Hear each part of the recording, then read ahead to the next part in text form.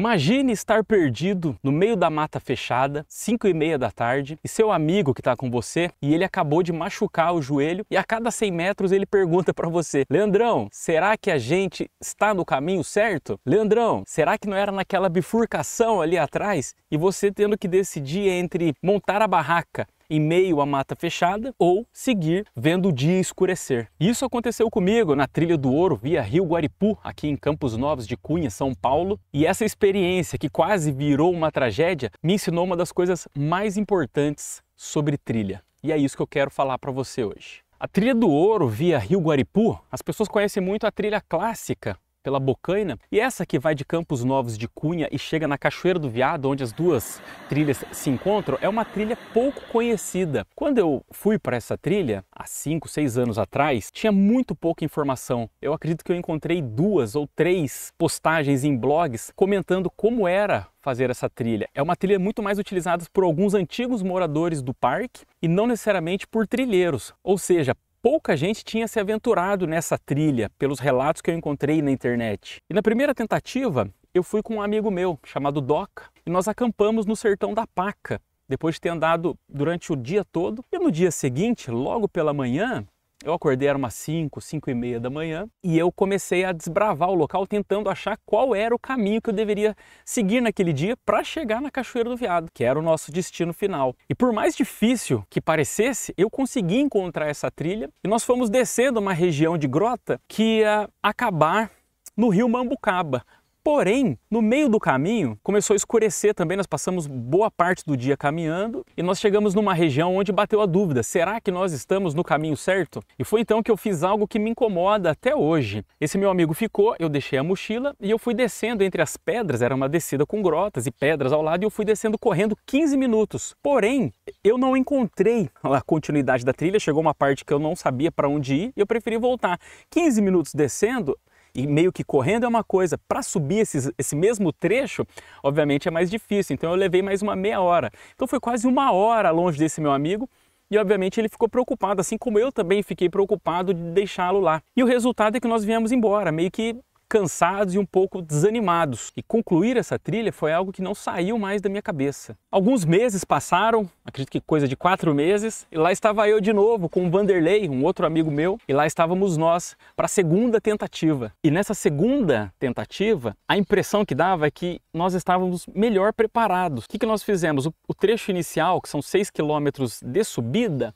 nós fizemos de moto, ao invés da primeira vez que eu tinha ido de carro. Dessa segunda vez nós fomos de moto. Então nós economizamos um bom trecho de subida e deixamos as motos na pousada Capoeirinha, que é de moradores de dentro do parque. Começamos a caminhar 9 horas, aí próximo de 4h30 nós fomos atravessar um rio e o Vanderlei torce o joelho. Bem num trecho onde nós tínhamos a subida, que chegaria até a Cachoeira do Veado. E aí começaram as perguntas. A cada 100 metros ele perguntava para mim, o Vanderlei: Leandrão, será que é por aqui mesmo? Leandrão, eu acho que nós estamos no caminho errado. Leandrão, naquela bifurcação ali, será que não era ali? E eu tinha que manter o mental firme para não cair no desespero que já começava a tomar conta do meu amigo. Então, noite caindo, mata fechada, e eu mentalmente já procurando aonde é que eu ia montar a barraca, onde tivesse água, onde tivesse um pouquinho de área plana para montarmos as barracas. E foi quando o Vanderlei olha para o chão e ele vê uma pegada. E ele fala assim: Leandrão, tem uma pegada aqui, eu acho que é por aqui. E 30 metros depois a mata se abriu. Rio Mambucaba. Eu conhecia aquele lugar, eu já tinha estado ali,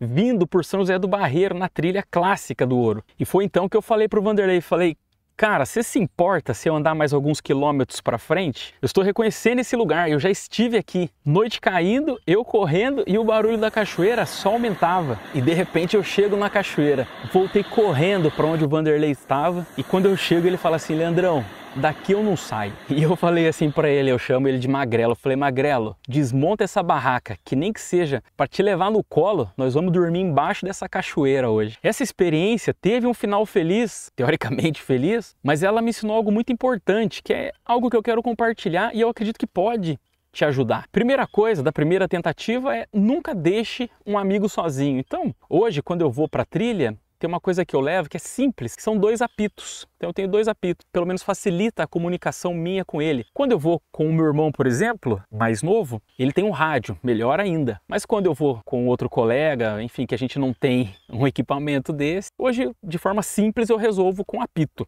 Um apito para o colega que ficou e um apito para mim. Dessa forma a gente mantém um contato sonoro. A segunda coisa é que persistência sem planejamento é irresponsabilidade.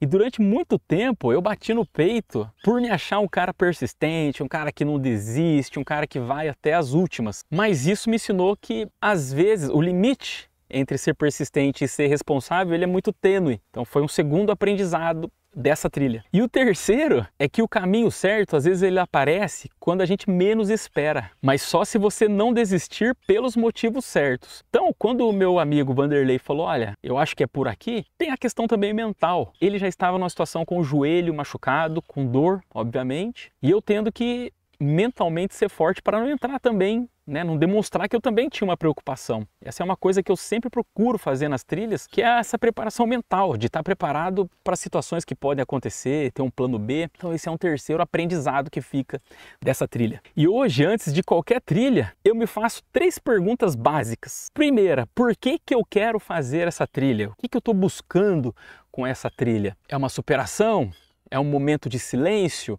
É um momento de diversão com os meus amigos? Enfim, eu tento deixar claro para mim mesmo o que eu estou indo fazer lá. Segunda coisa que eu me pergunto, as pessoas que vão comigo, o meu grupo, está preparado para os desafios reais que essa trilha pode apresentar? Por exemplo, uma trilha que exige escalada, escalaminhada. Será que as pessoas estão preparadas? Uma trilha que tem que passar por uma ponte ou um caminho estreito. Recentemente eu fui para as cavernas, onde você tem que entrar e tem a questão do medo de ficar num lugar escuro, fechado. Será que as pessoas que estão comigo estão preparadas para essa trilha? Segunda pergunta. E a terceira, e talvez tão importante quanto, é se eu tenho um plano B, C ou D, se as coisas derem errado. Eu acho que muitas vezes eu ignorei isso, de ter um plano B. Pô, e se a gente não conseguir chegar? E se alguém ficou para trás? E se alguém desistir e quiser vir embora? Qual que é o plano B? O que nós vamos fazer? Então essas 3 questões são aprendizados que eu trago agora para todas as trilhas que eu vou percorrer. E trilha não é sobre chegar até o local a qualquer custo, como eu humildemente reconheço que era como eu pensava e como eu agia. É mais sobre crescer com propósito, respeitando os seus próprios limites e do seu grupo. E você já passou por alguma situação inusitada onde você teve que manter o mental forte, como eu contei nessa historinha? Vamos continuar a conversa aqui nos comentários, vai ser bacana conhecer a sua história também e a gente trocar essa experiência. Se você já me acompanha aqui por algum tempo, você vai notar que meus vídeos vão mudar um pouquinho o tipo de assunto que eu quero trazer, diferente do que a gente encontra hoje sobre trilhas, aqui no YouTube principalmente. E eu estou lançando um canal no WhatsApp, gratuito, para que eu possa me conectar mais com as pessoas que têm as mesmas visões do que eu, que enxergam as trilhas como eu. Eu vou deixar na descrição do vídeo, no comentário fixado, se fizer sentido para você, entre lá para o canal que eu vou aos poucos alimentando com informações novas, com dicas de trilha e coisas que eu estou aprendendo. Acredito que vai ser muito útil para quem está querendo se aventurar um pouco mais nas trilhas com propósito, tá certo? Boas aventuras para você, te espero no canal WhatsApp e até o próximo vídeo.